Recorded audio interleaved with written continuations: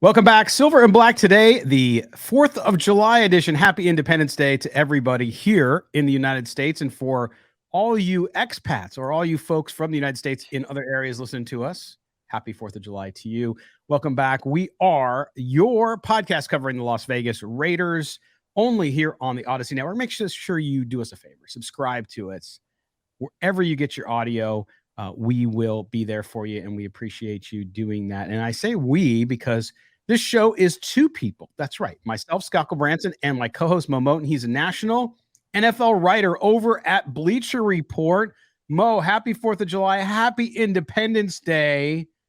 I know you're working today as we do a real-time recording of the podcast. We usually record the podcast the night before, but we are doing it here on the morning of the 4th of July because you just got back from vacation. Did you get rested, get some good family time in? I don't know about rested today, but I got some good family time in over the past week or so. It was a fun time. I got to unplug. I noticed a lot of chaos on social media, specifically on Twitter. Elon Musk ruining Twitter as we speak. So I didn't miss I'm glad I didn't miss that part of it. I did have some tweets here and there that drew some interest from people. People had a lot of responses to some of the retweets that I had, the few retweets that I did have, but also happy Al Davis Day. I'm sure we have to start the show just saying the late great Al Davis, his day also on July 4th. So that's right. And we're going to spend this first segment remembering Al Davis on his birthday. Of course, he would have been 94 years old today, born on the 4th of July, 1929, Brockton, Massachusetts. So we're going to go over some of that, especially for you younger bucks out there who might not have been alive as much during his life or understood his legacy. We're going to go over it. We're not going to do that exhaustively. We just want to appreciate Al Davis on his birthday and really his story, such a great American success story. So that's why we're going to talk about it. By the way, if you're watching on YouTube, Mo has an affinity for the Peanuts gang like I do. I'm wearing my Snoopy 4th of July shirt. I have look at my coffee cup even, Mo. Look at. See? I'm patriotic in all the way. And that's the thing I want to say too, is that, listen, I know, it's weird because everything you say these days becomes political to people. But what's not political to me is that we live in the greatest country on earth. Yes, we are a country of ideals, and we don't always live up to them. Every day we're trying to live up to the ideals of all men are created equal, you name it, and we fall short all the time. There's no question. But I will tell you, I still believe this is the best country on earth, and I'm feel blessed and fortunate to be able to have been born in this country, raised in this country, and it's given me a lot of opportunity, as I know it has you too. Scott, that sounds like a political lean to me. No, you're absolutely right. It's funny because there are days when I wake up and I say, could I have been doing what I do now for a living in any other country? I basically I create my own schedule for the most part. I do have guidelines I have to follow, but I for the most part create my own schedule, and I live a very comfortable life.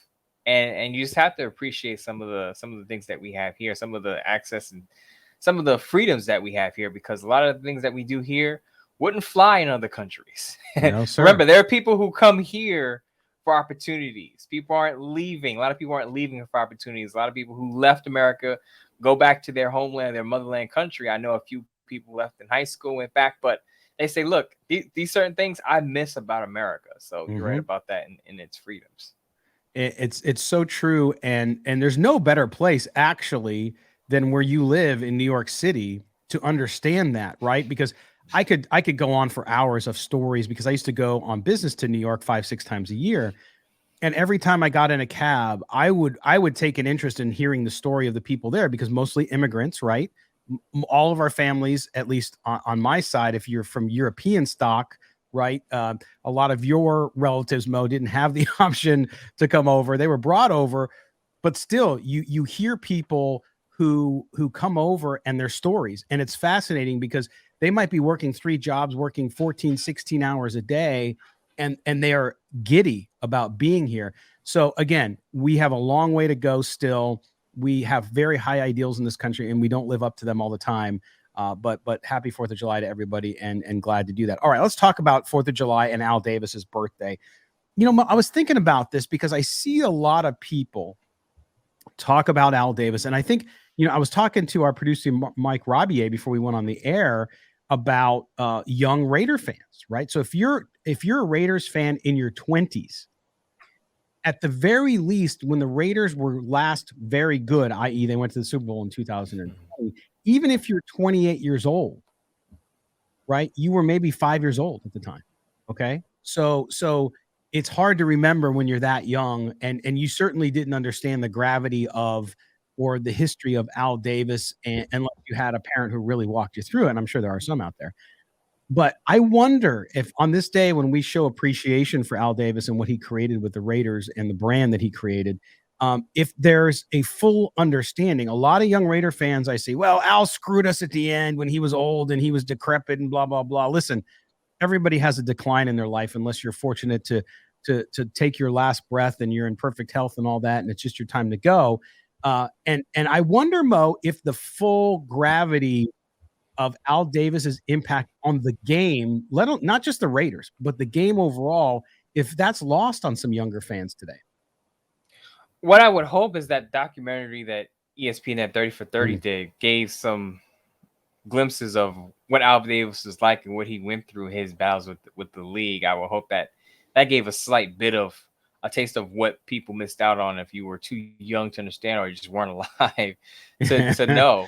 But I'm 37 years old, and I can't say that I'm deep into the Al Davis legacy, because when Al Davis died, I was 25 years old. Mm-hmm. Now I was in my mid-20s at the time, but as far as the Raiders in their heyday years, as you said, when the Raiders were last consistently good, I was in my teenage years. Mm-hmm. So I can imagine what the generation behind me, if you're in your 20s, even your late 20s, what your fondest memory of the Raiders franchise is, when you knew what was going on. But back to Al Davis, when he was younger, not in his last years, last days, as the Raiders general manager and executive, the Raiders were a playoff contender. They had consistency, and as we all know, the "just win, baby" mantra holds, and it still holds today, even though some of the people in the fan base may have wavered from that. Now it's kind of like just lose for Khalid Williams or just tank for Khalid Williams. Maybe that's the model now. But back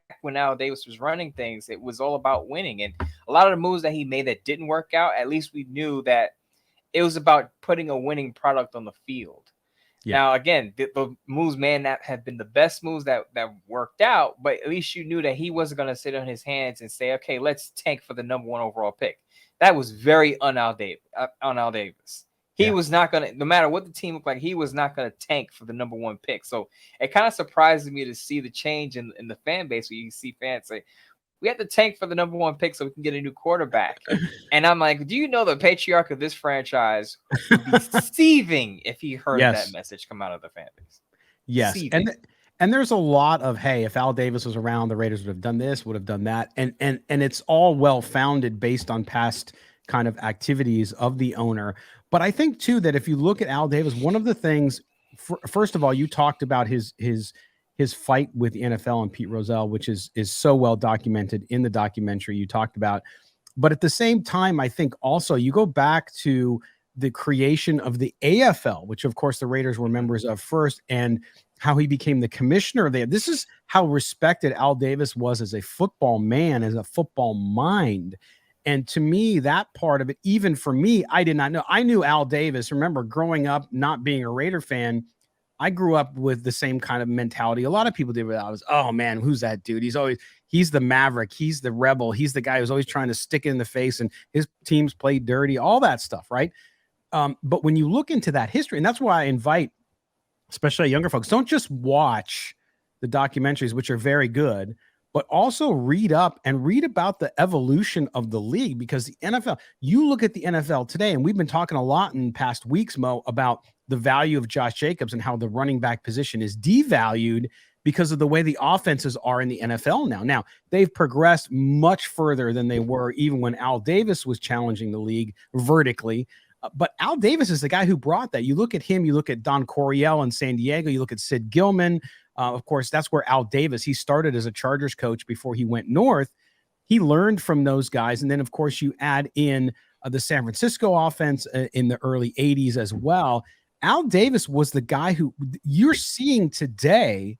What started then with the vertical game. I mean, that's where Cliff Branch, that's where Ken Stabler, that's where these guys came from. That's where the offense was. And nothing pleased Al Davis more than speed, right? That's Cliff Branch, speed kill. He always loved the guy who was fast. And Mo, that modern offense today, while it's changed significantly, it started there with those guys and Al Davis back in the AFL years. Absolutely. I think if Al Davis was, alive today, he would love the style of gameplay that's going on right now with spread out offense, throw the ball down the field, spread the coverage thin on the back end and pick apart defenses. That was his thing. And I think, again, while I understand a lot of his pickups and acquisitions didn't work out in his later years, he had the right idea for the modern day NFL and the way offenses are run today. So I think if you pluck Al Davis out from the 80s and early 90s, he would do just fine in the year 2023. Yeah, there's no question about that. And I think too, you look at I talked about it earlier, Mo, just the American dream here too. Al Davis, where he came from, what he was able to do in the course of his life. And a lot of folks today, because of the modern NFL and because of the Raiders organization and really the discord and the dysfunction that it's had since his death and even right before his death, this is a guy who wasn't a billionaire, right? Like so many of most NFL owners are billionaires. I mean, we've seen it. He was not one of these. This is a guy who worked his way up, grew up in a great family, of course, and he went to graduated high school in 1947. I'm reading off the thing. Wittenberg College in Springfield, Ohio at age 17. He enrolled in college at age 17, right? So he went through this, went to Syracuse, of course, transferred there, became a college coach, served in the military, a scout. This guy, Mo, you talk about it and you're always great about this. I know you mentor a lot of young writers, and that is, you created your path. And we all have people who help us. There's no doubt about that. But you started and you worked your way through the ranks, and now you are. And I know you want you want to do other things too in the future. But this is a great example of there's no substitute for hard work and just getting at what you want to do and realizing your dream.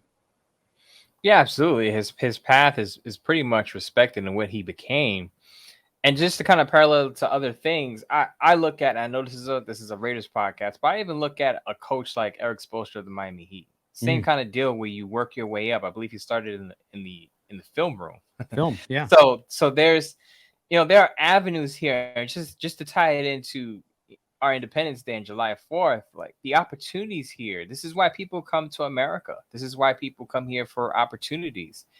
Because of stories like Al Davis, or stories like Eric Spoelstra, into a very, very low scale to stories like mine.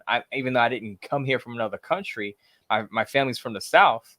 And if I was in South Carolina, I probably wouldn't have the same opportunities I had in New York City. As you said, a lot of opportunities in New York up here in the Northeast. But all of these stories, from mine on a very low level to Al Davis, who became, an NFL icon, these are the opportunities that are available here if you work hard and you keep at it. And you could tell Al Davis loved what he did. And the product is now you have the Raiders franchise, which is in a middling ground right now. But the Al Davis principles still live on with the fans who remember him in his heydays. Absolutely. And we want to remember him here on his birthday. And again, I invite younger fans particularly, read all you can about him, understand him and the legacy there, and what happened. Don't just focus on the last years of his life and the mixed results he got there. The man was always trying to make his team better, and there's nothing he cared more outside of his family than his team. So happy 94th birthday to Al Davis from everybody here and to his family, of course, as they call it, heavenly birthday here on Silver and Black today. All right, we're going to step aside for our first break on this Tuesday edition. When we come back, we're going to talk about, Mo said middling, the Raiders middling. Well, ESPN ranked the Raiders roster. So some fans feel it's not fair. Some fans think they're underrated. Some fans think it's overrated. We're going to talk a little bit about that. Where are the Raiders right now as we get set for camp here in a few weeks? You're with Mo and Scott. This is Silver and Black Today, an Odyssey original podcast. Don't go anywhere. Welcome back. Happy 4th of July from Mo and Scott here on Silver and Black today, an Odyssey original podcast. Do us a favor if you don't already subscribe. Just hit subscribe and auto download wherever you get your audio. For our YouTube audience, getting ready for some fireworks. What are you doing out there? I'm going to, Mo, set off a deluge of aerial fireworks over the pond in my backyard. My neighbors will love it, I'm sure. Although I will say this, like I again, here goes the grumpy old man piece. You ready for this?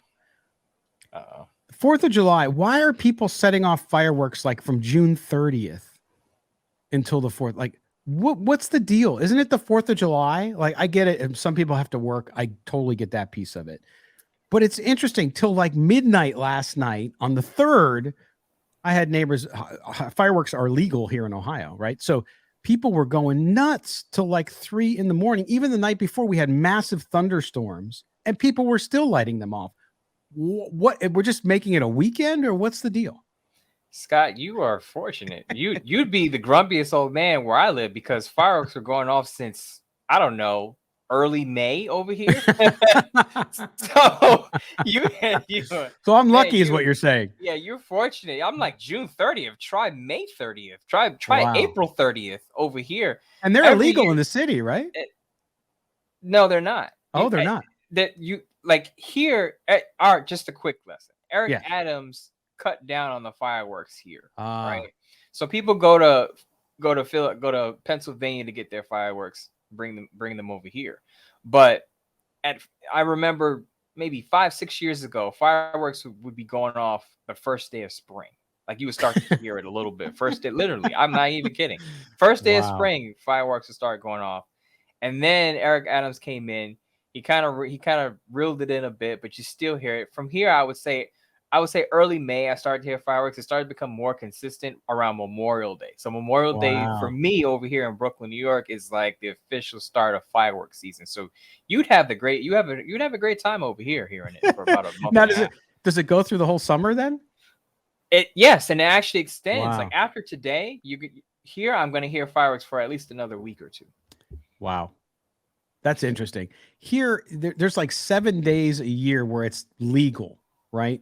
So it's of course 4th of July, it's Memorial Day, which is odd to me that it's Memorial Day. Then you have Labor Day. You have a couple like Indian holidays. There's a lot of technology here in the Cincinnati area. So we have a lot of folks from India. So Diwali is one of them, one of the holidays. And then a bunch of other ones, right? New Year's Eve, of course. But my neighbors that are kind of kitty corner or catty corner, depending where you live in the country, from me, huge Bengals fans. And just let me say that they might be from like Kentucky. I'm just making a judgment. So every Bengals game, every touchdown, doesn't matter if it's in the morning game, it's a night game, they shoot off fireworks. So it's a football season related thing, which is interesting. But I can appreciate it. Like, if I had a Raider fan next door and they were firing off fireworks every time Jimmy Garoppolo threw a touchdown pass to Devontae Adams, I would understand it. I get it. I'm not opposed to it. But anyway, so that's it. Happy 4th of July. Speaking of fireworks, speaking of either a really good firework or a dud, what is the Raiders roster?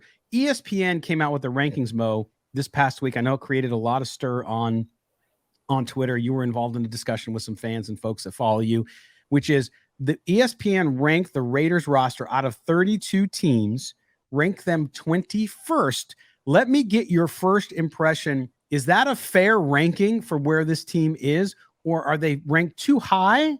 Negative, or too low, too positive? I think it's about right. And I know fans are going to scream at me for saying that, but look at the defense. Other than Max Crosby, I mean, who really played at the top of their game last year in that defense, other than Max Crosby? And what did they add over the offseason to make that defense significantly better? Not much. So the Raiders are banking a lot of young guys. I wrote this in several pieces. The Raiders are banking a lot of young guys, rookies and or second, third year players, and some fill-in pickups, bargain bin guys from free agency to step up and to form a formidable unit on the defensive side of the ball. Now, the offense is where you have your stars. Assuming Josh Jacobs is back, at least we hope he's back for another season with the Raiders. Not under contract right now. Devontae Adams, Colton Miller, You have Jacoby Myers, who's a good slot receiver. Hunter Renfrow had a Pro Bowl year. There's some talent there, but that's not enough to me to bring the Raiders into the top half of the league because the defense just doesn't have any names outside of Max Crosby, and that's a lot of what that list is made of. You have to look at what the players did recently, and though they have the stars and the notable names on the offensive side, that defense, other than Max Crosby, it's like who's who there. Well, and that's the thing. A lot of people were claiming, well, the offense is, it's like, well, okay. So let's just assume, let's for the sake of argument, say the offense is top 12. I can't say top 10. I just don't know. There's too many unknowns even with what's happening there with Garoppolo and all that. So let's say it's top 12. The defense is bottom 4 at this point. You can't argue that they are anywhere above 29, and that's being generous, I think. Okay. So if you say that and you average those numbers out, 21 is actually, to me, maybe even a couple spots high. And I'm not being overly negative. I'm being realistic to your point about the defense. Again, how many years have we sat here and talked about the defensive issues? Now, I'm not saying the offense is completely perfect and that they don't need some work on that line and depth and so on and so forth. And there's questions at tight end, although I think they'll be fine with the veterans and, of course, the rookie they have now. So that's fine too. But to me, this is fair. And I find it really interesting, Mo. And I don't mind. And I understand we have some great fans out there like Fabian, like Wendy, who are very positive thinkers. And I appreciate that. In a world where we get so many people thinking negatively and spouting all this negative stuff in social media, I love it when I see fans that are excited about their team. But I think they're also realistic. And I think you have to be, and it's our job here not to put on the silver and black colored glasses and tell you what you want to hear, but tell you what we really believe based on what we have. And I think, listen, I don't always agree with ESPN and what they do. I hardly pay attention to what ESPN does outside of some of their great writers. But I think that this is pretty dang fair and a pretty positive outlook that could change if they can address some of those needs on defense or if some folks step up on that defense. Scott, I did the Bleach Report live show on my season predictions, and I said the Raiders are going to be 7-10. Yep. To me, a 7-10 team would rank in the 20s, late teens, somewhere around that, anywhere between 18 and 21. And there were fans who told me that I was too high on my predictions. There were fans in the live that actually said, Mo, you're too optimistic on the Raiders. They're only going to win 5 or 6 games. So those fans will probably agree that the Raiders roster is about 21 across the league. I think where the pushback comes with a lot of fans is the distrust in ESPN, because a lot of the ESPN coverage, a lot of coverage across big media outlets has been negative because, let's be honest, a lot of these writers, and I'm not saying this writer is part of that group, a lot of writers and reporters don't follow the Raiders very well. Right, exactly. So they're not aware of the roster changes the Raiders may have made. The Raiders may have made some good roster moves and they wouldn't know about it. They may have still put the Raiders at 21. But in this case, I think it's accurate simply because the Raiders still have a lot of question marks on defense. They have a couple of question marks on offense with guard position. I think they want Greg Van Roten supposedly to take over at guard over Alex Bars. That's still a questionable spot. We don't know what's going to happen with Josh Jacobs, although the Raiders are optimistic about Jimmy G's return for training camp. We don't know. He is coming off foot surgery. So if you factor in all of those things, even with Devontae Adams, even with Josh Jacobs in name, even with Jacoby Myers coming over knowing the offense, even with Hunter Renfrow being a Pro Bowl wide receiver, it's still a roster that has a lot to prove and has a lot of question marks going into training camp. So if you have a lot of position battles, chances are your roster is going to rank low on that ESPN list. Yeah, and I think you have to prove it out on the field. Listen, you have to prove it out on the field. So it's interesting time for Raider Nation because so many fans rooting for their team, rooting against their coach. I don't know how you can do both, because if you're rooting against the coach, you're rooting against your team doing well. I understand if you don't like the coach, believe me. And I know people don't like it when I talk about my Padres, but I love my Padres. They are underperforming. And so guess what? Their manager does not make me happy. Okay. But they're not performing well. And they have all the talent in the world. So I'm like, yeah, I don't call for people to get fired, but man, he's really going to put himself in the position where he's going to get fired if he doesn't improve the performance on the field. And I think Josh McDaniels, that'll happen. Look, we talked about it. He'll get a year probably. Again, third year, no matter what happens this year. So people need to get used to that. But you want your team to do well. The tanking stuff, it's just not realistic, because the same people who in July are saying tank are the same people going apoplectic when they are losing 3 games in a row, right? And they get all crazy. It's like, wait a minute, this is what you wanted. You wanted to lose. So it's really funny how that changes when you get into the season and they roll into work in their Raiders jersey and people are making fun of them because they've lost 4 in a row. Suddenly they want to win. It's just, I think it's they're different. Just to be fair to the fans out there who are listening, I think they're different sectors of fans. They're a group of fans it's very interesting, who are consistent and think the Raiders are going to win 10, 11 games. Shout out to those fans. We appreciate your support. There are a certain group of fans that say tank so we can get a top quarterback in next year's draft, and finally we can solve the position because Jimmy G isn't it. Shout out to those fans listening. And then there are a group of fans that just say the Raiders suck. Josh McDaniels is a horrible head coach. Yeah. It's all disaster. It's all dumpster fire after getting rid of you know who, and he signed with the Saints. I don't like what the Raiders are doing, and I just think they're a dumpster fire. Shout out to those fans for listening and supporting our podcast. Mm-hmm. So in summation, we love all the support from all the fan sectors, no matter what your point of view is. But I just like to look on social media because they're just different camps of fans and where they are. Some of them former supporters of the old quarterback. Some of them want to give Josh McDaniels a chance, a third year, give him a chance because they gave the former quarterback so long to prove himself. It's just all over the place. It's all over the place. Although I do find, not all, but I do find that most of the people who are really, really not happy with the Raiders in any fashion whatsoever also usually don't like the shows they're listening to either. So they're very critical of us. They're critical of other shows that they watch. Because I see some of these fans in other areas interacting, like with our good friends over at Raider Nation Radio or with our radio station in Vegas, The Bet.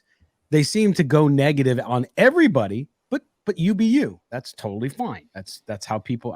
For some people, I think it's stress relief, and they can just be completely get all their negativity and trash talk out about the Raiders, and then maybe they're happy people outside of that. I'm going to assume that they are, because I don't want to assume that. Let's hope so, because that's a miserable life to be. Upset about your team 24/7 and then have a miserable life away from sports. That's But I do understand that being a Raider fan, again, I bring it back to my baseball team. I understand what it's like to have years of futility and how frustrating it is when you care about something and it never seems to pay off. But the Raiders being ranked 21st by ESPN, I think it's pretty fair. They have an opportunity to change that, right? To be better than what people think they're going to be. And thankfully, Mo, we're a couple weeks away from camp where we'll start to see that play out, which will be really interesting.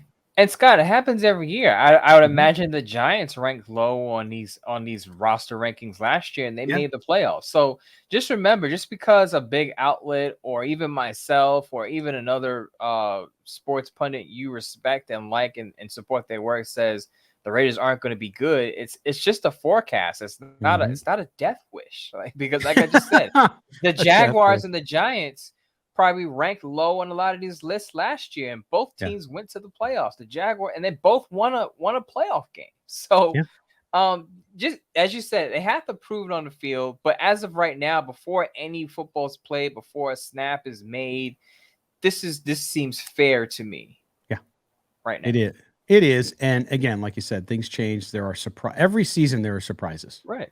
And so for those of you that look at the glass half full, great thing. For those of you who look at it half empty, you're fine. All right. We're going to step aside for our final break here on Silver and Black today. When we come back, we're going to talk about some very surprising numbers and stats that don't necessarily align with some of the narratives of fan groups out there. We talked about not just fan groups, but of people in general who might think that Jimmy Garoppolo is not going to be a good quarterback, who might not like Josh McDaniels, who think that Derek Carr is a great quarterback. We got all sorts of numbers. This is the time of the year where we're going to get into that because there's no other news. No, I'm just kidding. This is really interesting stuff. We're going to talk about it. It did create a lot of conversation this past week. So Mo and I will get into that. You're with Moe Moton, Scott Gulbransen. This is Silver and Black today, an Odyssey original podcast covering the Raiders. We're coming back right after these words. Welcome back. It is the home stretch here on Silver and Black today, the 4th of July edition. Yes, we are celebrating our country. We are celebrating Al Davis, his birthday today on the 4th of July, 1929, Brockton, Massachusetts. We are doing that. And I say we. He is Moe Moton. He is a national NFL writer at Bleacher Report, also the columnist covering the Raiders. You can see him once a week there on sportsnot.com.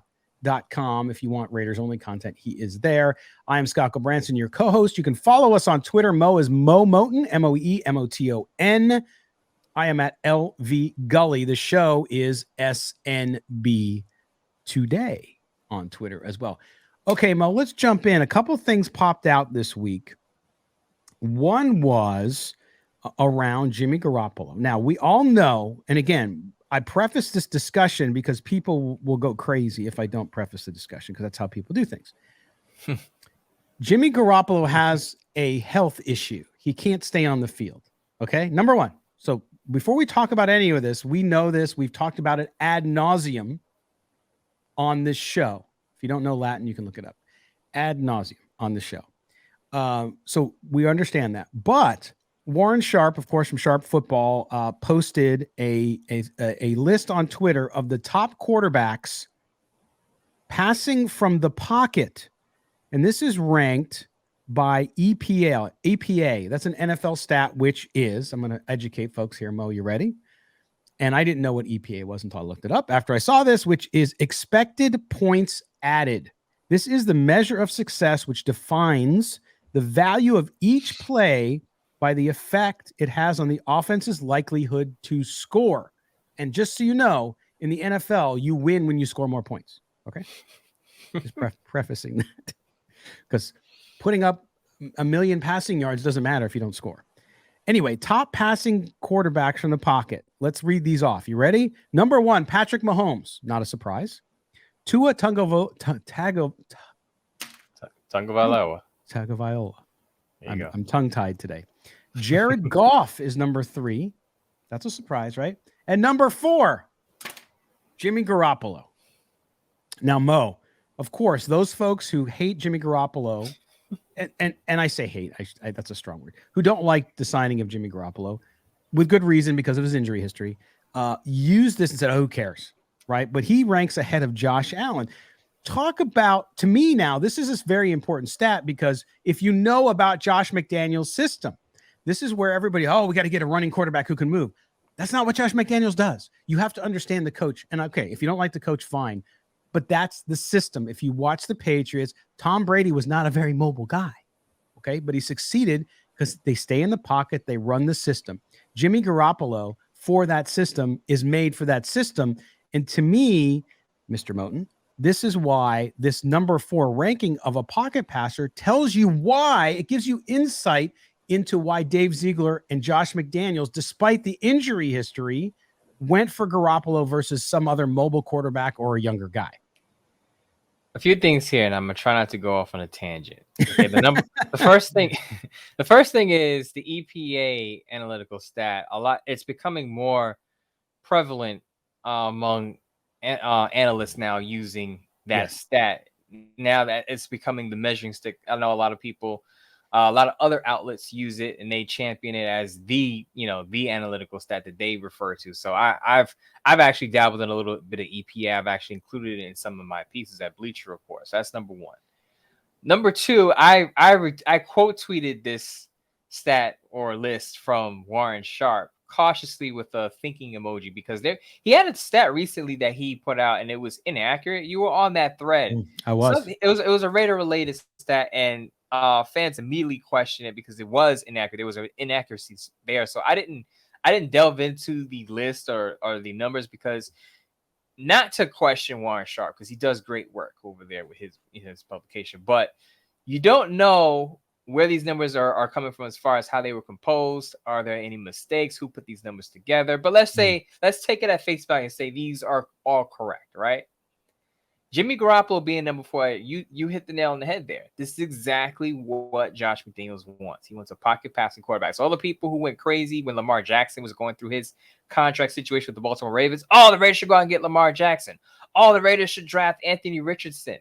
Those quarterbacks don't fit the mold of what Josh McDaniels has wanted. I know he's had Tom Brady for a long stretch, and Tom Brady is great. He's a living legend. But Jarrett Stidham, now he's mobile. He's known as a dual threat, I think, coming out of high school into college, but he's not a guy that's going to take off running for 300-400 yards. He's a pocket passing quarterback. I know Josh McDaniels had Tim Tebow when he was with Denver. But if you look at his history, for the most part, he's dealt with quarterbacks who stick to the pocket. And when he's had quarterbacks, athletic quarterbacks, it hasn't worked out for him. I just mentioned Tim Tebow. Not a great quarterback in the NFL. I believe he completed under 50% of his passes for his career.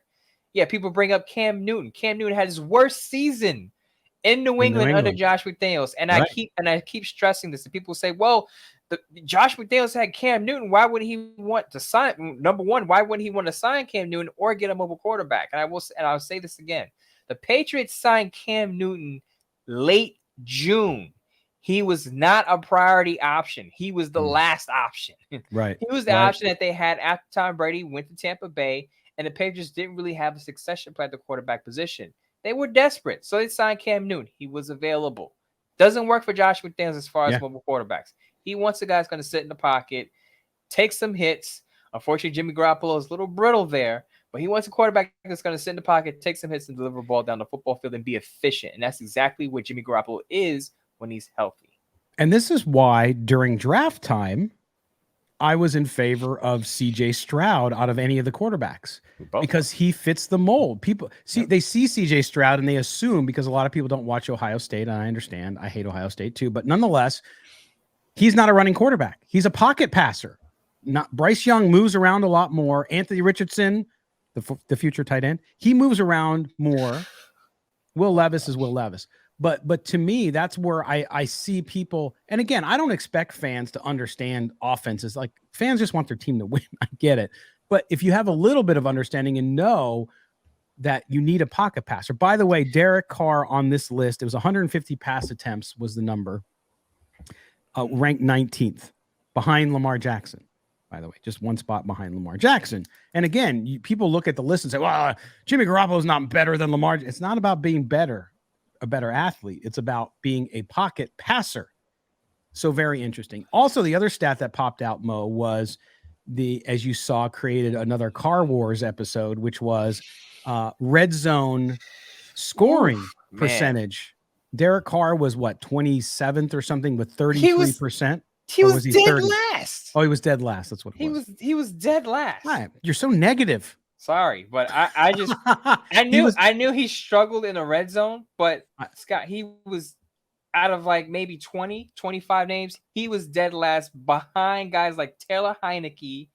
Behind him, I mean, Geno Smith had a bounce back year, but Taylor Heineke being higher than Derek Carr on this list was eye-opening to me. Yeah, I was on a Jets podcast last offseason. I talked about, the positives and negatives of Derek Carr, because at the time the Jets were considering Derek Carr. If you remember, there was some connection that will Derek Carr come to New York? People were saying, well, he's not built for the media here and whatnot. But I told one of the podcasters, Paul over there, Boy Green on Twitter, Boy Green 25 on Twitter, is a great friend of mine now. Derek Carr, not good in the red zone. And I had the numbers in front of me. Derek Carr was worse than Zach Wilson in completion rate and production in the red zone. Can you imagine that? Zach Wilson, who is a bust, Derek Carr had lesser numbers than him in the red zone. And I was like, if you're going to sign Derek Carr, understand you're going to need a running back who's going to have to close drives for you, because Derek Carr struggles inside the 20. And I posed this question on Twitter, and I said, I wonder if the Saints have a contingency plan if Derek Carr's red zone struggles continue. They have Taysom Hill, who they use as a gadget quarterback sometimes, as a running back, wide receiver. I can see that being an option for them. I don't want to turn this into a Saints podcast, but since we're on the subject saying this, Raiders fans know how Derek Carr struggled in the red zone. Jimmy G a lot more efficient when he's at the top of his game. That's where things could change, because people want to say, well, the Raiders sucked in the red zone. Part of that is because of the quarterback. And isn't Kelly Kreiner's favorite player still there too? Jameis, who still thinks he's a starting quarterback in this league. I still think he could be, but he's got to leave New Orleans if that's going to happen. But my point is, in short yardage goal line situations, I can see him going in there because it gives you an option, right? It gives you an option to run the ball and do things a little bit differently. So, and again, before you start screaming, why are you still talking about Derek Carr? We talk about the list because he ranked last. Jimmy Garoppolo was in the top 5 again. Yep. In that list, scoring in the red zone. Again, system quarterback, pocket passer, dumps the ball off, what Tom Brady built his whole career on. So we bring that up because people want to sometimes take how they feel about a player or the negatives. In this case, Jimmy Garoppolo, you and I talk about the negative all the time. He can't stay on the field. When he is on the field, though, he scores in the red zone and he's good in the pocket. Just to make that clear, that's where that discussion came from. But we also bring this up simply because, and this is not a Derek Carr discussion. This is more of a red zone discussion. Right. So as fans listening to this know, the Raiders have struggled in the red zone, right? So this is a Raiders for the last 5 years, right? Part of that, it's not all on the quarterback, but part of that is the quarterback. So if the numbers bear out and Jimmy Garoppolo is a top 5 quarterback in the red zone, the Raiders could see some improvement in that area. Now, let's see if he stays on the field. Yep. But he has the offensive playmakers to get the job done once the Raiders get inside the 20. I spoke about Devontae Adams. I mentioned Jacoby Myers. Hunter Renfrow is still there. If Josh Jacobs signs, they come to an agreement with him, you can close in the red zone with him. Zamir White can come on. He has all sorts of options once he gets inside the red zone. Now, I know the 49ers is a different team, different play caller. And some of that bears on Josh McDaniels. He's got to change his play calling, so to speak, too. But I think if those numbers translate, the Raiders should see some improvement inside the 20-yard line. And we're going to talk about Josh McDaniels and his play calling here in a second. But the one point I want to make too, because a lot of folks talk about when Derek Carr was still with the Raiders, we talked about the Raiders offense. We talked about the Raiders losing games. The defense has not been good. We know that. We talk about it. A lot of people want to blame what happened with the Raiders just on the defense. And that's a fair point, which is if the Raiders play better defense, they probably win more games. No question. But red zone offense has nothing to do with defense. Let me just say, I don't care if your defense sucks, you could still score 60% of the time in the red zone when you have the ball there. I'm not saying you'll be there as much, right? Because your defense doesn't flip the field for you. But just to make that clear. Now, the other thing you talked about was Josh McDaniels. We also saw another tweet that triggered a lot of people, a ranking of current NFL offensive play callers. The PCA model looks at how efficient play callers have been in various personnel packages and how often they've passed the ball in those packages. So this is the ranking. It's called ranking current NFL offensive play callers. Formation efficiency and market expectations. This is 2016 through 2022. That said, 2016 through 22, you have Kyle Shanahan from the 49ers. You just talked about him, Mo. Number 1. Number 2, Andy Reid. Not surprised. I would expect him to be number 1, actually. Number 3, dun, dun, dun, Josh McDaniels. Now, when this came out, I retweeted it and said, it makes sense to me, actually, what the stat is based off of and what he's done.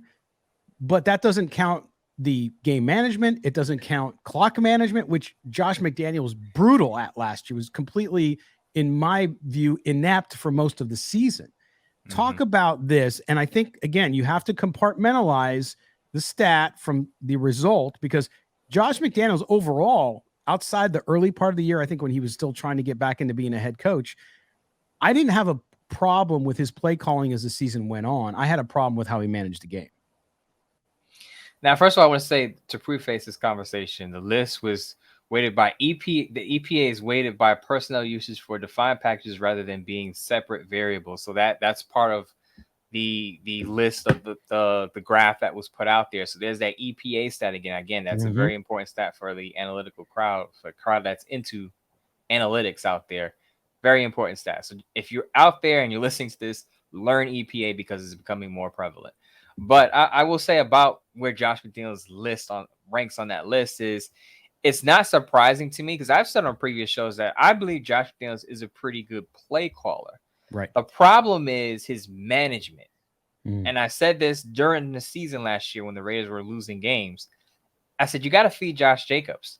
And it took him a month to figure that out. It took him a month to figure out, wow, Derek Carr's struggling. I need to hand the ball to Josh Jacobs maybe 25 to 30 times. And when he finally did it, starting in October, the Raiders started winning football games. But the defense wasn't great. Derek Carr continued to struggle, and the season went sideways. But I think he just mismanaged things from a decision making standpoint. Now, some people say that factors into play calling, but I think it's a little. You have to make the differentiation between managing talent and making a play call and the success of it, because estimated points added. I guess that's where it comes from. But I think overall, when you look at Josh McDaniels as a play caller, you don't put him on the same tier as a Kyle Shanahan, because Kyle Shanahan has had so much success and been in the Success. Super Bowl, in the Super Bowls, Yes. and Josh McDaniels hasn't. So you look at them and say they don't even compare. But I think if they both get guys that fit their system, this goes back to our conversation about why Jimmy G is a good fit and why they went out and got Jimmy G. I think you see more success. Again, the Raiders were a top 12 offense in scoring and yards last year, even with Derek Carr's struggles, even with how clunky it looked for the Raiders overall. The Raiders offense was still top 12 in scoring and yards. I know some people want to say, well, scoring overall was down. Well, it wasn't just down for the Raiders. It wasn't just down for a few teams. If we're looking at an even playing field, even with the scoring what it was, the Raiders were still 12th. Yeah. It was still able to score points. They with were. Josh McDaniels in his first year with a quarterback who clearly didn't fit what he was trying to do, and that's why he got rid of him for another quarterback. So you have to give him his props for that. The problem, the blown leads, that's what. Yes. And absolutely. that's It's game that's management. not right. That's not part of this ranking, this list. But the No. blown leads are the problem. Had the Raiders not blown 5 double-digit second half leads and at least came out with win with 3 of them, Yeah. you're talking about a 9-8 team, and I think the temperature on Josh McDaniels would be a lot different. The discussion about it would be a lot different. But they did blow those leads, and that's something I think he also has to fix. Absolutely. And listen, I am far from sold on Josh McDaniels long term. So I'm with the fans out there who have some reservations, or a lot of reservations, because of what happened, because of the blown leads, because of the game management. Clock management was not good too at times, which is why they blew some of those leads as well.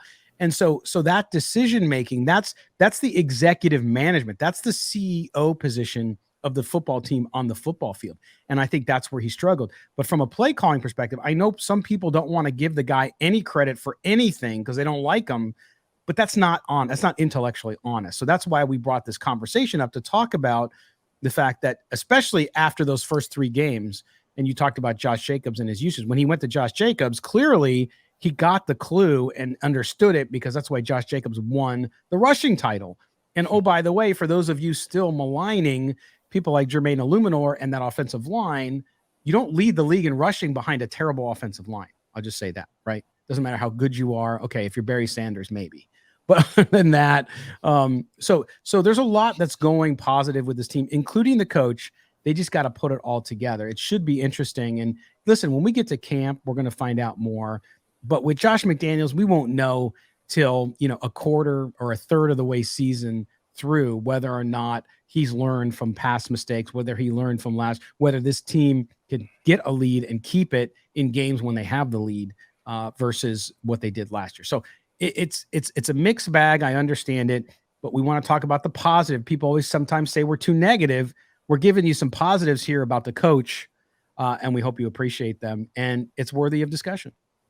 People were coming at me on Twitter when I retweeted the Jimmy Garoppolo stat about him being top 5 in the red zone. People were like, "Oh, you're trying to give us false hope, Mo," and I'm like, I didn't even say anything. I just put a thinking emoji and I retweeted it to put it out there, because a lot of times I retweet things just to have fans have a discussion without. It wasn't a subtweet. You were just sharing. Right. I was just sharing the stat. It wasn't. Sometimes I put tweets out there like that without putting my opinion, just so fans can have their own opinion without me injecting what I have to say over what other people have to say. So I just let the discussion go where it's going to go. And I just took a peek at the replies, and a lot of replies like, "Oh, you're trying to give us false hope about Jimmy Garoppolo being a decent quarterback." And I'm like, "Nah, I just wanted to put these are the numbers. You can't argue. Numbers are the numbers. Now you can numbers need context, of course. The 49ers had a great rushing attack. Kyle Shanahan is a mastermind at gouging defensive lines with his ball carriers and getting a good rushing game going. But Jimmy Garoppolo's numbers bear out that he's a pretty efficient quarterback when he's on the field at the top of his game. Now, you're not going to have the vertical game that the late great Al Davis once wanted, but you're going to have less turnovers.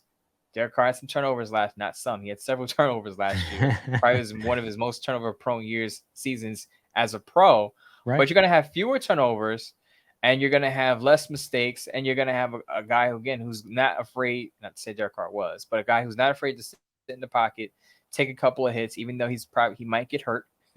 He's going to take a couple of hits and fire an accurate ball in the middle of the numbers. Now, he doesn't throw well outside the numbers, but in the middle of the field, and this is why I think Michael Mayer, your guy, Notre Dame, is going to flourish very early, because that's where Jimmy Garoppolo, that's where he lives. That's where he feasts on defense. Yeah. The middle of the field, the hashes in between the numbers, that's where he's at his best throwing. And it might be part of the reason he gets injured too. But, and again, this is not a criticism of Derek Carr per se, as it is just an observation, which is Derek Carr in the pocket, when the pocket is collapsing, gets a little bit of happy feet. Now, there were a couple of years under John Gruden where he really improved on that. We saw some regression last year. Jimmy G, I don't know if it's personality thing or whatever, he just remains calm. He's very calm in the pocket, which is why the numbers we're talking about, pocket passing, he tends to just stick in the pocket, which might get him injured, but nonetheless, they're just different. They're the way he sits in there, the poise he has in the pocket. And I'm not saying Jimmy G's a Hall of Famer. Please don't take me wrong. I'm just making the observation that when the pocket collapses around him or there's pressure, Garoppolo tends to kind of hang in there a little more than we saw Derek Carr do. So we'll see if that ends up in more injury or if it ends up in the Raiders being more efficient in that offense. So we'll see how it all goes down. All right, that's going to close out the show on this 4th of July. Mo, before we go, of course, you got everything going on Bleacher Report, everything going on Sportsnet. Let people know what's coming up this holiday week for you that folks, fine folks out there need to read. Well, as I spoke with Scott before I got on and went live with you all today, I'm going to have a piece on DeAndre Hopkins. Which teams would be contenders with DeAndre Hopkins on it? Maybe the Raiders sneak on that list. There were some Raider fans who said DeAndre Hopkins and Devontae Adams, which would be a dream scenario. Do the Raiders make the list? Find out. Over on Sportsnet, more training camp previews. Just going through again. I had a question about each position. I think I'm going to go positive and just some things that we can look forward to about each position on the roster. Because as Scott said, a lot of fans say, oh, you're too negative and there's not a lot positive coming out of Raiders before training camp. Well, I'm going to give you some positive. I'm going to give you some of the good stuff to look forward to before we head into training camp, which is up in a couple of weeks. Yes, make sure you do that. Make sure you read all Mo's stuff. Follow him on Twitter at MOEMOTON. The Midtown Mo t-shirts will be here for the regular season, and you can purchase those. And I think we'll donate the money back to the One Nation Foundation, our good friend Murph. All right, Mo, have a great week, man. We will see you in just a couple days. We'll see you on Thursday. Yep, enjoy the 4th. And shout out to Dan Salas, our guy, Dan Salas19 on Twitter. We talked about living the American dream. The guy has just closed on a very nice home. And you want to talk about a guy who comes from a generation of, I guess, people who are not I guess, but people who are not from America, and to build his way up and to have what he has today. Shout out to him. I watch his Twitter and I see what this country can afford people who work hard, and he's a prime example of that. So shout out to him, because I know he's a good listener of the show. He's a loyal supporter of the show. So shout out to Dan doing his thing out there. That's right. And a shout out to up above to my in-laws who brought my wife here. If I would not have met my wife if they had not come from Cuba in search of a better life. So good deal. All right, Mo, we'll talk to you Thursday. Sounds good. All right, for everybody here at Silver and Black today, happy 4th of July. And we want to thank our producer, Mike Robier. We want to thank Moe Moton. I am Scott Gulbransen. Do me a favor. Enjoy your 4th of July, but do not, I repeat, do not drink and drive. If you had too much to drink, make sure you Uber, cab, whatever you got to do, call a friend, get home. But let's make it a safe and sane holiday for everybody out there. We want to see you around when the football season rolls around. So for everybody here at Silver and Black today, happy 4th of July. Enjoy your day off. We will talk to you on Thursday. Take care, everybody.